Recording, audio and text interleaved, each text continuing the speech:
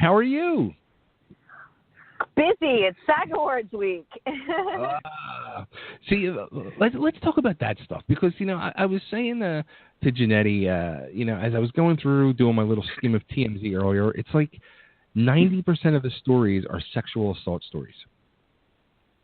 I know, and it's really, I got to tell you, it's really, and on top of all of this, and I know we've talked about this on this show because I follow the sport very heavily, the Dr. Larry Nassar trial that's going on in Michigan right now with all the gymnasts and everything.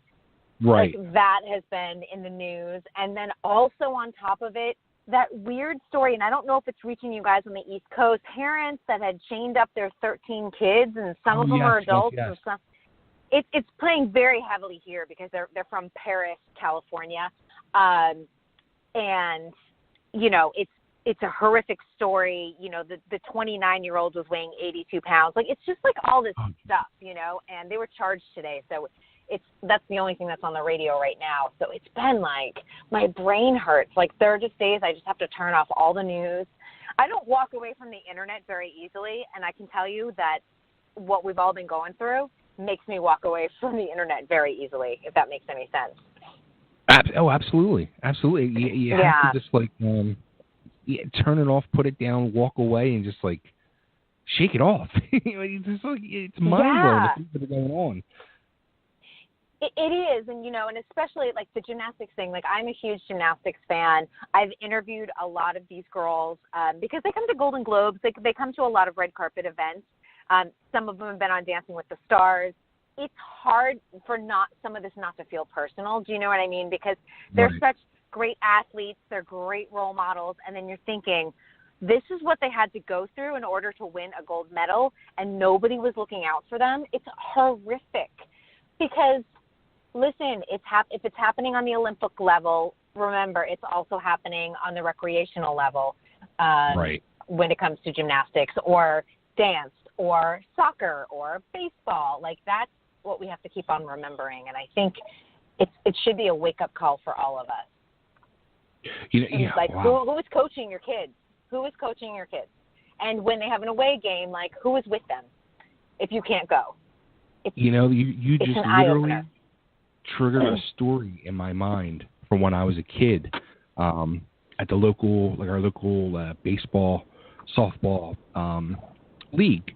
There was, it was a huge league for the neighborhood, and everybody throughout the neighborhood knew everybody from being part of the association. But there was one guy who was part of the, like, he wasn't a coach on a team, but he was just always around and part of the association and all. And he would like befriend a lot of the kids, and everybody knew him. And I'll never forget, like, he took like a liking to a friend of mine who I was close with in grade school. Mm-hmm. He took him and a couple other boys down the shore, and he tried something on my friend. And I remember, my friend like called his mom to come pick him up. Yeah, and like, I'm glad he was able to do that. Yeah. That literally, when you said that, like, that just totally triggered that in my mind. Like, I just pictured that guy's face. I was like, oh my God. So many of these girls, because especially the way they're coached, they're told to obey, and they thought it was medical treatment, and obviously it was sexual abuse, and like that. I just think of your friends, like, that's so amazing that he felt comfortable enough to have his mother come pick him up, because a lot of people get so scared that they don't want to tell anyone, or they're told that, like, if you tell your parents, like, I'll kill them. And it's a dialogue, and I just think my mother was around a lot because she was a stay-at-home mom, but that is not realistic in 2018 for most families. So most of us are working, and some of us are working multiple jobs just to pay the bills. But you still want your kids in soccer and to have fun and learn an activity or a sport. And I think all of us, and, even though I don't have kids, like, I spend a lot of time with my one particular family. They've got 4 kids. Like, I want to know, like, who is coaching them? Who is teaching them? Did we do background checks? Do we know about this? Because it's a real eye-opener. Yeah, and, like, back then, that stuff wasn't going on, like background checks and stuff like that. So I think now they have the chance to do it, and I don't think they're doing it the way they should be. Right. And why? And I guess like this is the thing that blows my mind is that it's also not just USA Gymnastics, but it's also Michigan State because he worked at Michigan State University. Nobody was believing college women, so that is also distressing. Besides, okay, I didn't believe a 15-year-old or a 14-year-old. Nobody was believing a 22-year-old either, or a 19-year-old. They all thought, well, he's an Olympic gymnast. He wouldn't do that. So I think we really need to dig deep if someone comes forward with a story, do the research, investigate, find out. But again, the stories that are fake are very, very small. That it's a very small percentage. It's less than 1%. So the ones that are true are more than 99%. That's what we need to think about. Now, I was reading today. Yeah. I was on TMZ, as a matter of fact. It was where that guy was trying to get the court to not allow all these letters or something because they were too stressful for his mental stability or something like that.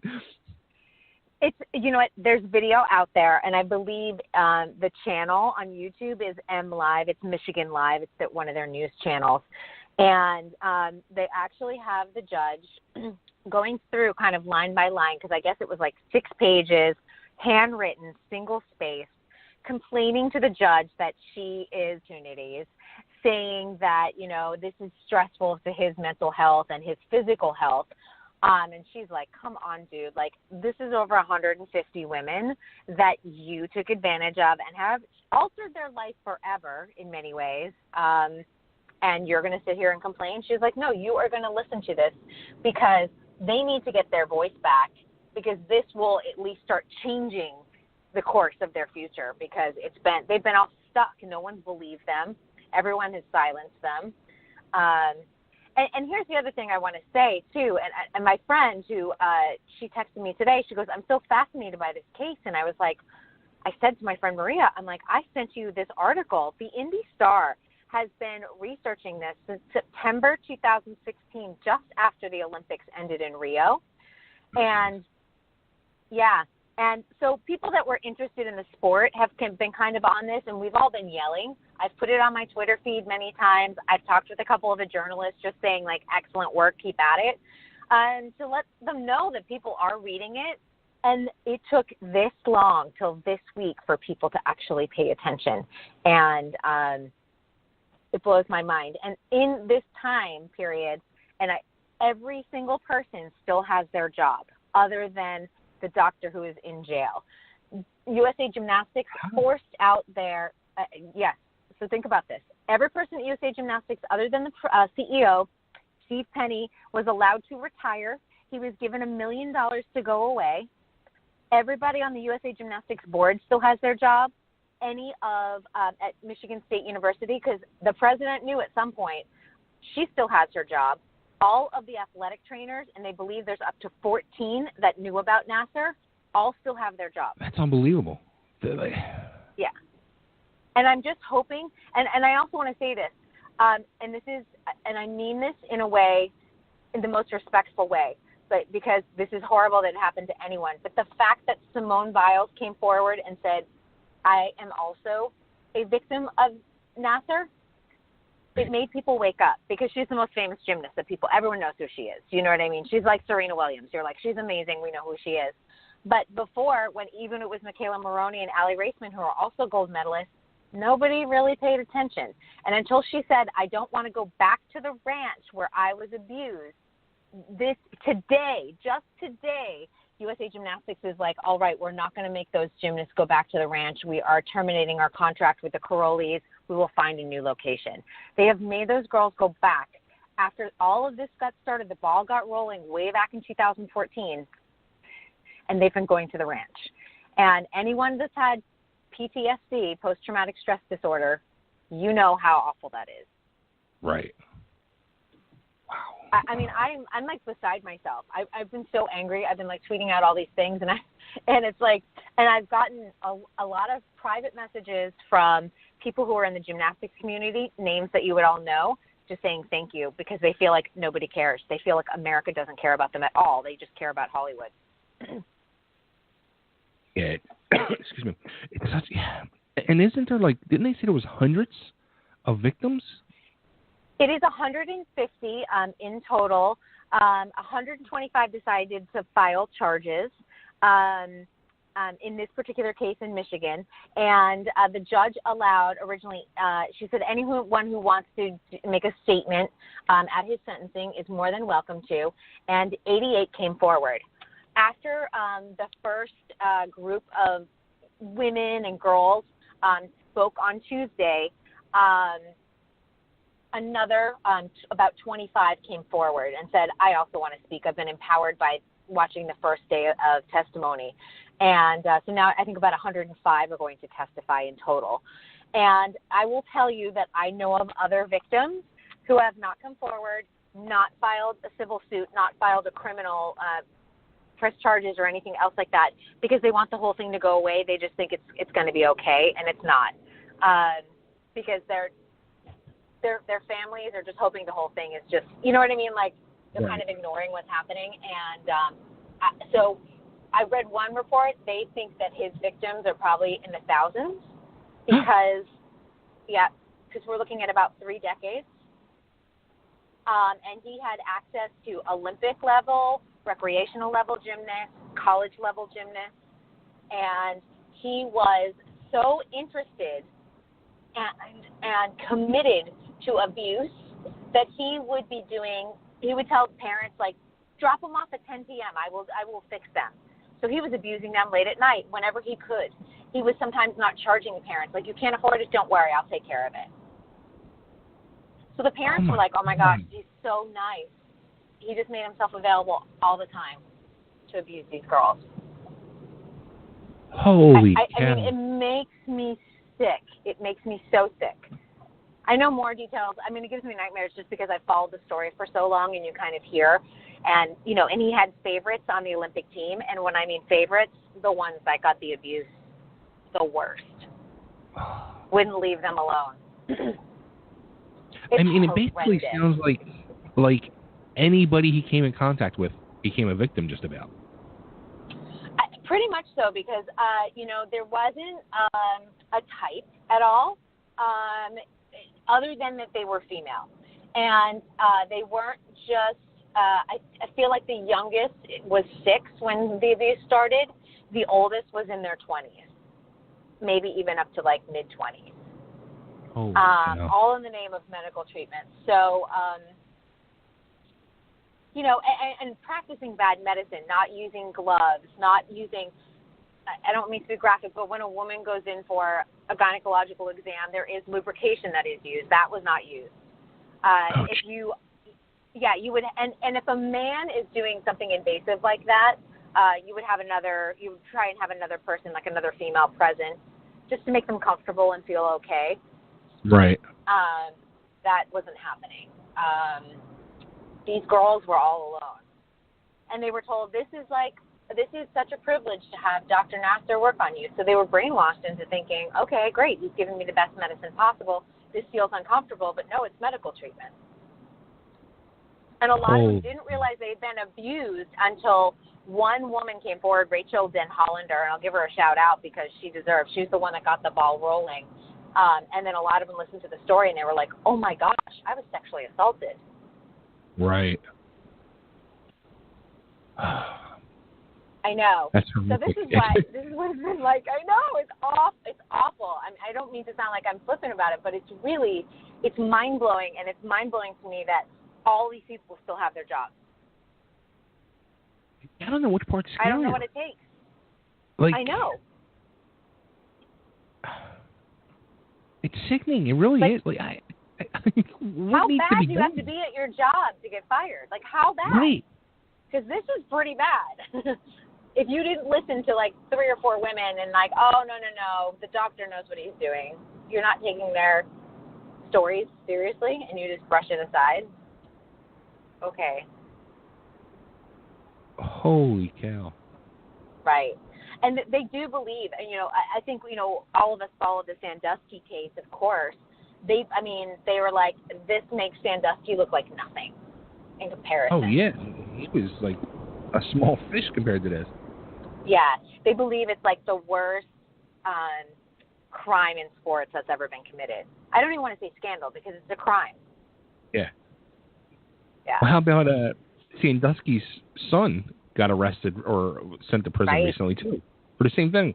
Yeah, and I think, we've talked about this with Nick where it's, it's cyclical. Like, this is things that gets passed down generation to generation. Like, everyone is abused, and they continue that cycle of abuse because it's what they know. Right. They've been genetically programmed to it. It's awful. So, and here's the thing, like, one girl committed suicide. Another father committed suicide in the Nassar case because he didn't believe his daughter. And then once he found out it was all true, he couldn't handle life anymore because he felt like he let his daughter down. I mean, there are lives been lost. Lives will be altered. Oh, what a shame. Some may be empowered, but some, the depression, the PTSD, they may, enter into abusive relationships because that's what they know. That's what they were programmed when they were young. So and the parents, like, he did this. Some of the parents even went into the examining room and he would block them and he would actually do it. He had the chutzpah to do it in front of parents. And they wouldn't even know that their daughter was being abused right in front of their eyes. Unbelievable. Yeah. Crazy. And that's the thing, like, and every parent that can sit there and go, well, that wouldn't happen to my kid. Think again. If he's got the balls to do it in front of a parent, it can happen. And that's what's scary to me. I'm like, what is this world? That's the thing. It's like what we were saying earlier on, like, all these things happening, these stories coming out, and it's just like with these people out in California with all these kids, and it's just like, weren't like, how these dark people, do you have to be? Yeah, weren't these people taught right from wrong? Like, it's just like everybody's running amok. It's just insanity. And then if you're mentally ill, like, why is, I feel like there's so much darkness, even like more darkness than I feel like I've seen a decade ago when it comes to mental illness. Is it just completely left untreated? Like, what is that? Right. And not all mentally ill people are evil, of course. I mean, we're talking about like the dark stuff. Yeah. The stuff or where is it you're just like, because what of the is going internet? on? Is it because of the internet and the media that we're just learning more about these stories now? It's this, they get brought to light so big and so quick that now we're just more exposed to it and it's been really going on all these years and we didn't realize it. Right, and we're in a 24-hour news cycle. I mean, that's the only thing that's on the radio, on our news channel right now is just that couple with the 13 kids. And I finally was like, I just got to turn it off. I can't listen to this anymore. It's terrible. So yeah, it really is one of those things. Like I think we're at a turning point for a lot of things. But we have, when you're like going, you have to go through it to get to the light. And I feel like that's where we are right now. We're in the thick of everything. And it's not fun. No, it's not fun. It's not funny. It's not fun. No, it's not fun. Yeah. So SAG Awards, I just left the SAG Awards as I was talking to you guys and or called you guys. I just saw a little behind the scenes. Just kind of took a look. Some of the sponsors, they serve champagne and they'll serve cocktails and things like that. Nothing was really built, and I was like, it's amazing what those production guys do in a matter of 24 or 36 hours. The show's not until Sunday, but the stage was just being built. So I have a couple photos of it. You can see it on my Twitter page. But it's amazing what they do to create an award show that only happens, for 3 hours. It's a lot of work. But here's the other thing, and I know everyone's like, I'm so tired of Me Too. I still think we're going to get hit over the head with it because Saturday is the Women's March across the nation, the second annual one. And then Sunday with the SAG Awards, it is the first time they've ever had a host. It's Kristyn Bell. Of course, she's female. All the presenters are female. And I will tell you that seems like a lot, but they had made this decision 6 months before Harvey Weinstein even happened. So I don't know if they have like ESP or if they look like they're just following a trend, but the decision was made a long time before Me Too and Time's Up and everything else kind of came to fruition. I know. So, and then the big stories are like, are Aziz Ansari going to show up? Is James Franco going to show up? Because they're all going through their own stuff. So, what do you think of that whole Aziz thing? Like, do you think it's this person with just like salty on what happened, or there was an actual assault there? Or here's my thought on this, and this is for anyone who is single. This is a great conversation because it is making sure that you, especially when you're starting to date someone new and, you start bringing intimacy into the picture, make sure you guys are on the same page. And I know it's awkward, it's embarrassing, but you have to talk about it and make sure, and you have to verbalize it too. You can't just push a hand away and stuff like that. And we were talking about it. A couple of reporters and I were talking about it before we went into the behind-the-scenes look at the SAG Awards, and they're like, well, why didn't you just get up and leave? Because he wasn't violent with her. He wasn't holding a gun to her. And I was like, and I've talked about this before on the show, the culture of women, we've been taught to, be nice, don't make waves, don't be mean, just be polite about it. And I think, the politeness kind of has to end if you are uncomfortable and you feel like they're pushing. Because they're like, have you ever been in a situation where you're with someone, but you're feeling like it's going too far? And I was like, absolutely. And you just sometimes go with it because you're like, well, this will just be over with fast. Or if I just let them do this, then we can end it right there and I can go home. And I was like, I would say 99% of the women have been in that situation. And I'm not even saying, they got raped or anything else like that. Even just, maybe you're making out with someone and they start removing part of your clothing and you're like, I just want to kind of make out with them and that's it.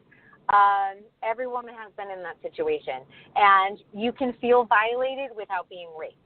And I think that is the dialogue and the message of what happened, because he obviously thought one thing about the date, she thought another, and his eyes were not opened until she texted him after. Right. So what I'm just saying is it's about a dialogue. I don't necessarily think it makes him a bad guy, but he needs to be listening and paying better attention. And I'm sure being a celebrity, he gets it very easily. He gets women to sleep with him a lot. He probably doesn't have to fight for it too much. I think that this is going to be a big lesson. Yeah, go ahead. Sorry. I think that's part of the problem that kind of leads into this too, where, men get into this situation where they become famous and they do have so many women, just willing to offer themselves to them.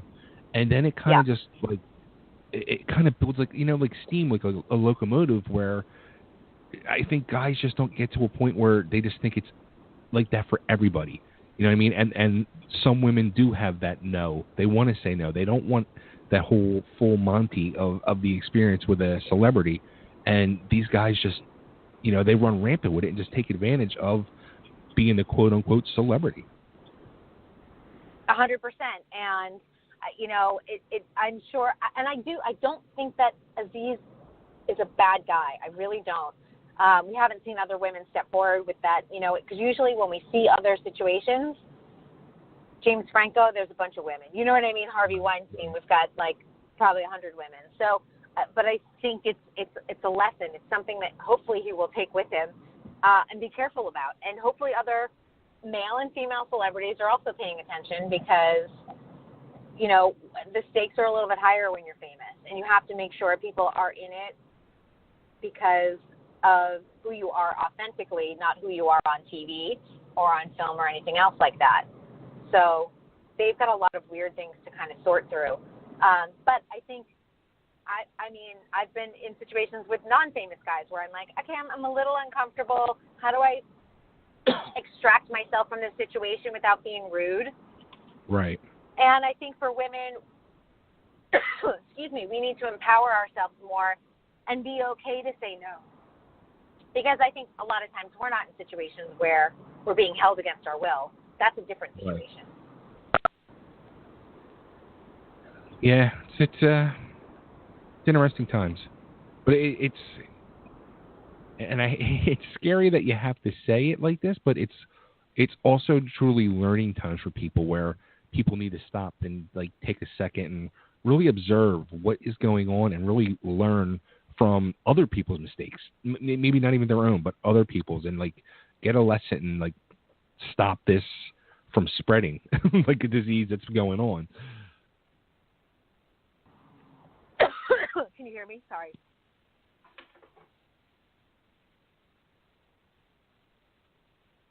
Can you hear me? Hello? Hello. There we go. I'm sorry. Hello? Can you hear me? Yep, I can hear you. Okay. Yeah, I was just saying, for the dating years, it's probably a conversation that parents need to have. Things that our parents probably didn't have with us. So. No, not at all. Not at all. And it's scary. I have two daughters. My older daughter, who's 20, she's not into the whole dating world and all that. She's a real total homebody. My younger daughter, who will be 14 in March, she's going to her first formal dance tomorrow night. So it's kind of interesting, trying to see where this leads to.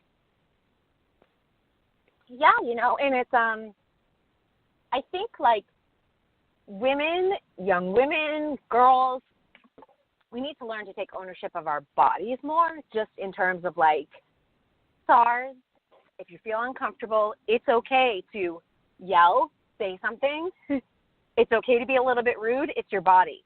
And I think that's right. where the dialogue needs to come. And and I think it needs to come from mom and dad. You know what I mean? So that you understand, like, if any of the delicate questions mom can answer, but also from the dad side of, like, you are okay. You have the power to say no.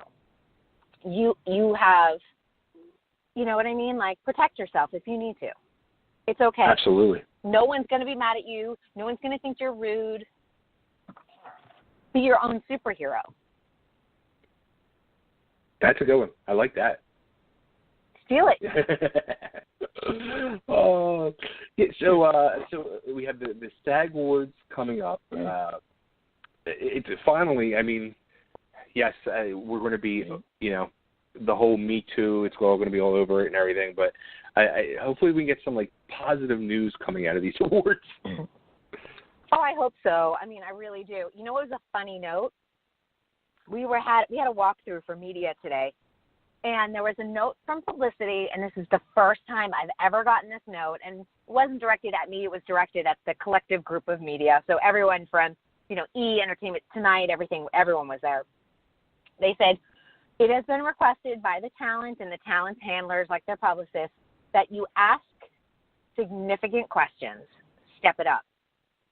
So wow. They don't want just the fashion question. They want significant questions. And I'll tell you, like, this has been an ongoing thing because we've had the Ask Her More questions from the last couple years. Reese Witherspoon had started that.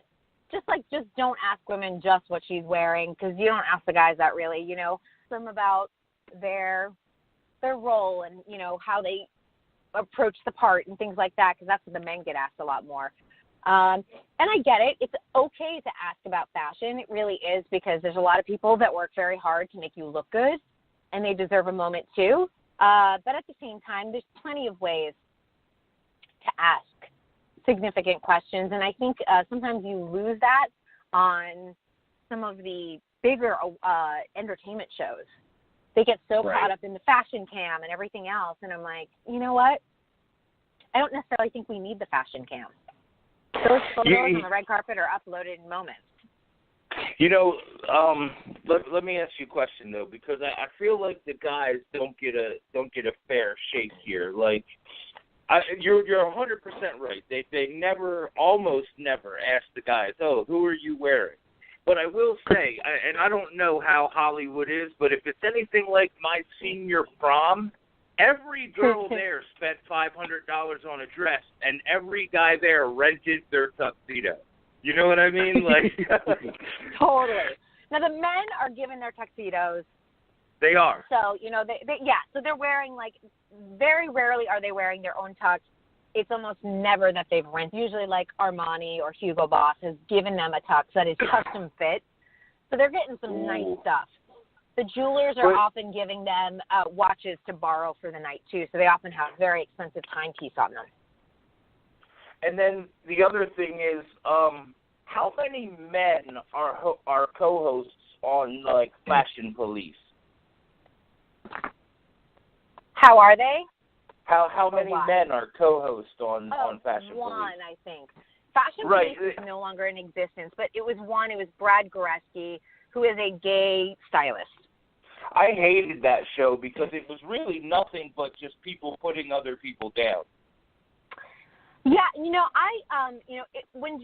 only person that could get away with it was Joan Rivers. Let's be honest. And after she passed away, it felt really uncomfortable to say this was the worst dress at the SAG Awards or the Oscars. And I'll tell you why. Every woman that goes out and leaves her house to go to an award show, whether she's a nominee, whether she's just attending because her husband works in the industry, whether she's an executive, whatever the reason is, they do not go out of the house hoping that they are worse dressed. We all make fashion mistakes, men and women, but I think most women walk out the door thinking that they feel good, they look good, and everything else. So, right. And you know what? If I don't like something, I just don't talk about it. I'm just like, the only person that's trying to make a weird statement on the red carpet was Bjork. That one time she dressed as a swan and hatched an egg or whatever. The Oscars. Right. She's the only one that you can be like, that was weird, but we were all in on the joke. That's funny. Yeah. So, I feel like that is just done. I hope. Yeah. I think Nick and myself and Janetti need Hugo Boss suits and stuff like that, custom tailored to our unique fits. They look nice. I mean, those are nice suits when they get custom fit. You get I've a never nice had dark anything blue. custom fit. Oh. Nothing like it. That's funny because this weekend actually is in Philadelphia. They have this big it's the big who's who party of the year, the hair of the dog. It's the big freaking celebrity bash, and all the big wigs of Philadelphia, blah blah blah blah. They've been piping up like crazy, and I think it was 2 years ago, maybe even 3 years ago. One of the local girls from that was on Mob Wives that we became friends with. She was trying to get me to go, and I'm like, there is no way in hell. She's like, come on, you get dressed up and shit. I'm like, you don't see what I wear, do you? I am not the type of person to go to that. My wife was like, yeah, come on, let's go. I'm like, no. But that's this weekend in Philly, so that should be interesting. But you look nice when you wear a tux. I think ladies like it when their men are in tuxes. I do. I love it when my husband's in his tux. I haven't worn a tux in this century, I can tell you that much. Yeah, I think guys, it's different for guys because I think there's only a set few that really look dashing in a tux, and the rest of us just feel very uncomfortable. Yeah. You're like, I don't want to wear this. I want to be my jeans or my sweats on the couch. Exactly. Yeah. I mean, I'm like that too. I get dressed up in gowns, and then I think about all night, getting In-N-Out Burger and then changing into yoga pants. I do think that. It's totally true. But I will tell you that I do like it. I like seeing my husband dressed up. I'm always and we do have occasions. We probably go to 3 or 4 formal events a year where he's my plus one, not talking award shows, talking about other things. And I'm always like, oh, he looks nice. That's funny. See, I knew deep down Kristyn was one of those. She's thinking about In-N-Out Burger too. Oh my God. You know what's so funny? I went and picked up my credentials today. We get our photos taken. You get your badge and everything. And I ran into a friend of mine, and she was like, we were talking, and she's like, I just can't. She's like, I'm so excited about the show, but she's like, I just can never wait till after the show. And I go, why? Because you go to In-N-Out Burger like me? She goes, oh, my God, me too. It's like a thing. You just, like, go through the drive-thru. You're so hungry. You eat your burger. You change into your sweats. You put your hair on top of your head, and you're like, this is the best place to be. That's funny. Yeah. That is so funny. Don't buy the hype, because I get to imagine that a lot of other celebrities, too, like their favorite place is probably on their couch with their pets and their kids and their husband or their wives and eating potato chips. And let me just say something. One of the worst red carpet questions, because I used to hate this question, and I never asked it because I thought it was a bad question. They always ask, what is in your purse? So, and women, the standard answer for all, like, the skinny minis to pretend that they don't eat would be like, I have a handful of almonds in case I get hungry during the show, or a protein bar. And I'm like, come on. I know what's going to happen immediately after the show. If you're not at In-N-Out Burger, you're eating Wolfgang Puck sliders, you're eating pizza. Like, you are chowing down because you're starving. We all know that. No one is eating 5 almonds. I'm sorry. No, after starving themselves for a week to fit into the dress. Right. Yeah, you're not eating 5 almonds. I'm sorry, you're just not. And it's such a lot. And when I see it in a magazine, I cringe because I'm like, other women are reading this, and some of them are going to buy that, and I'm like, it's total BS. I feel the same way about anybody that says stuff like, I just enjoy some delicious kale. I think that that's a scam. Now, I don't mind kale. I don't love it. It's not the first thing on my list. But if I'm looking for a good salad, I will have kale in it. But see, I don't mind kale is what you said. That's totally acceptable. I can totally buy that. Anybody that's saying this kale is delicious. I had some kale today, by the way. So that's why I'm like, I had kale in my Greek salad. It was pretty darn good. But here's the other thing I want to say. Also, when you see those meal plans of like, what does this celebrity eat in a day? And they're always like, I eat a small salad with a grilled chicken just with lemon on the top. I'm like, come on. No, you don't. You're at craft services and they feed you mac and cheese every single day. Now they're obviously not eating ginormous portions or anything, but they're eating some mac and cheese. I'm sure that the trainer is working them out extra hard and stuff like that. But I'm like, you're not eating like a dry salad with like a small fistful of like lemon squeezed over like a chicken breast. Boiled chicken breast. Yeah. Yeah, it's the boiled one. It's not even grilled. It has no taste to it. Like, stuff like that drives me bananas. And I'm like, stop putting out these, like, so-called menus because they're not real. They're just not real. I mean, unless you're like, oh, go ahead. I just was going to say, unless they have a bikini shoot or a nude scene, like, I'll buy that. But on a day-to-day basis, no. Do you have any predictions on who will be the teams going to the Super Bowl?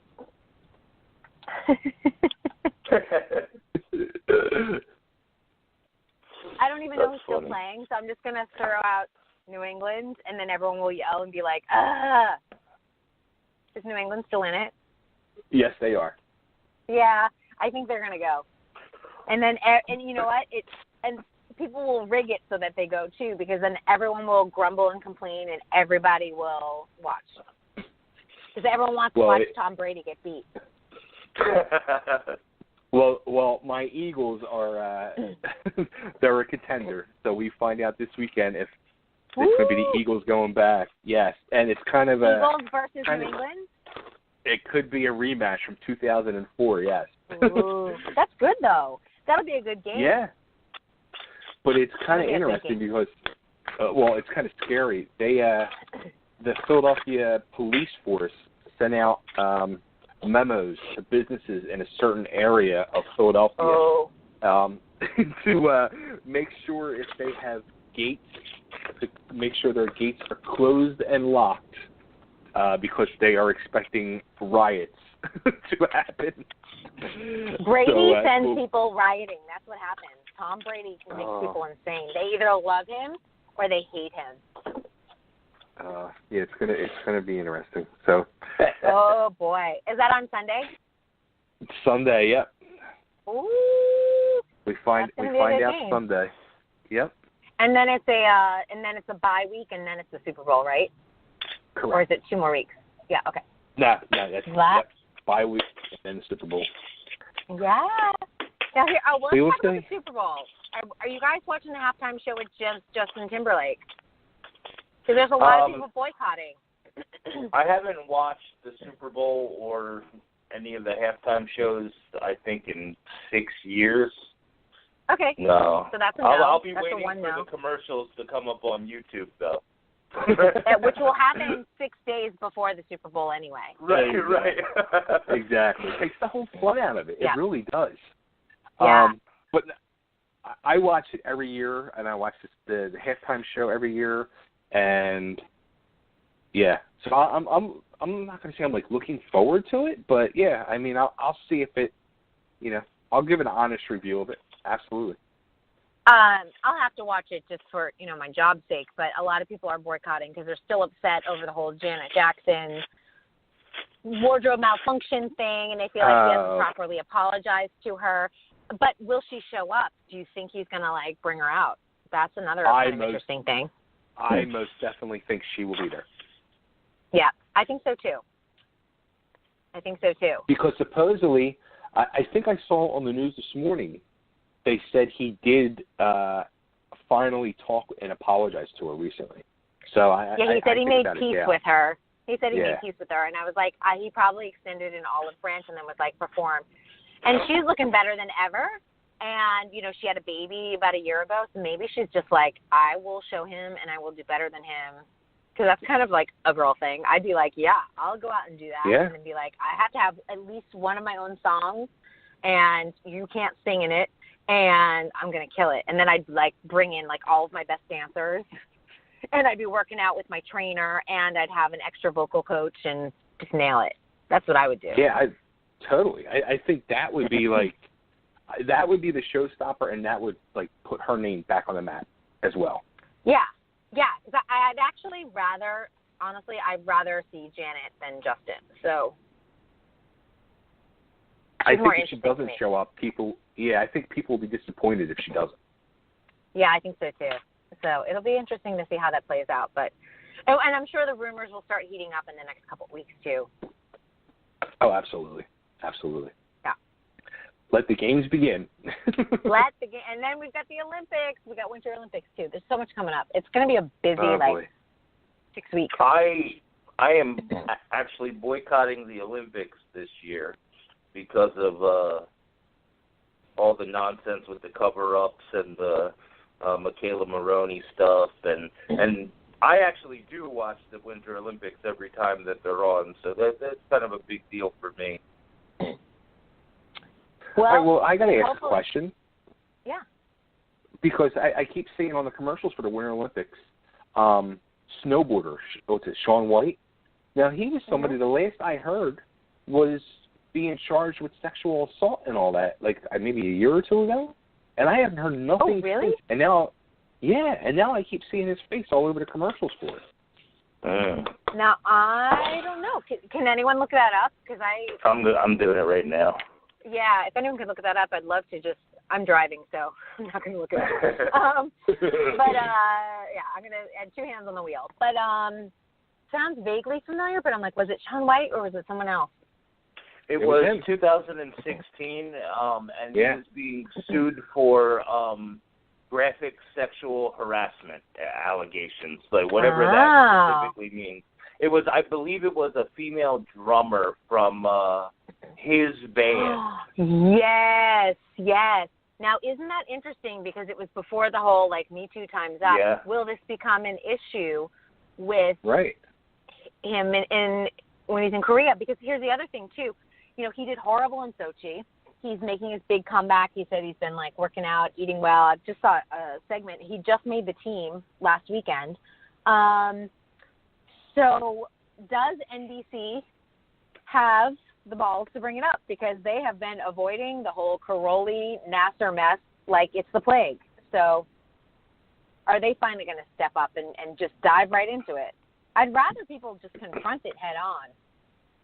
Why are we tiptoeing around the elephants in the room? Yeah, I mean, and the worst thing you can say is is, like, it's pending. You know what I mean? Like, if he's got legal stuff pending, he's like, I can't talk about it. Well, I just saw there was, like, when I pulled it up, there's a bunch of articles, and one of them was he reached a settlement with her. Yeah, what happened, I was reading a little bit about it, was before they reached a settlement, he tried to compel her to have to undergo a mental health examination, saying that she was crazy. And something happened in between there where within like 48 hours he had withdrew the request and they settled. Like, so, yeah. Interesting. This was San Diego Superior Court. And, you know, settlements are tough because, like, one person's going to look at it like he just paid her to go away because he's guilty, and other people are like, you know what, she just took the money he offered because she knew that she wasn't going to pass the mental health test. Wow. But, again, it's a big deal. Yeah, big deal to bring up allegations. You don't just randomly do it. So, all right, so we have SAG Awards Sunday night. Kristyn will be checking out. And anything next week on tap, or are you going to ease through the week?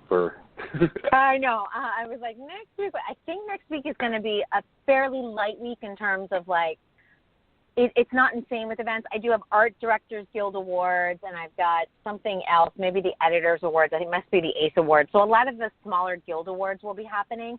And those are good, even though you're like, what about the Art Directors Guild?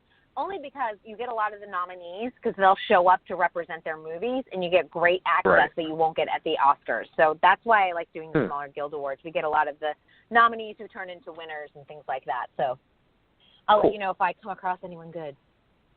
Nice. Cool. Well, hopefully we'll be talking to you next week, and we'll get a recap of the SAG Awards and all the other highlights. And we're on a mission for positive news. Yes, and good luck to your Eagles. Yes. Fly, Eagles, right, fly. I'll talk to you. Yes, I know. I'm like, I'm from New England, but I don't have any loyalty to any team, so don't worry about it. Your Eagles can win. I'm okay with it. Good. Thank you. All right. Well, hopefully we'll talk to you next week. Sounds good. Bye-bye. Thanks, Kristyn. Bye. All right, there she goes, Kristyn Burtt. Check her out. She's on Facebook, Instagram, and Twitter, and even Snapchat, I think. It's Kristyn Burtt at KRISTYN BURTT. That's KRISTYN BUR. And what's going on?